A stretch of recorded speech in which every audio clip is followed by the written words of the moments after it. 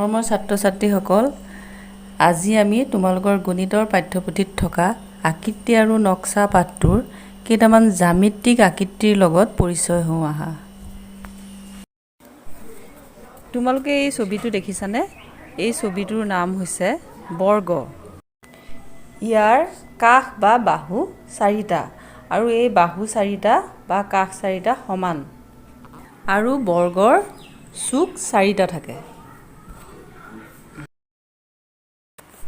এই আকৃতিটোৰ নাম হৈছে আয়ত।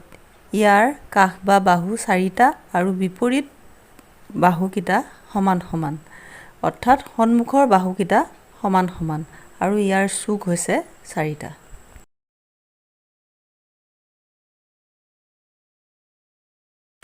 এই তিনিকোণীয়া আকৃতিটো দেখিছানে?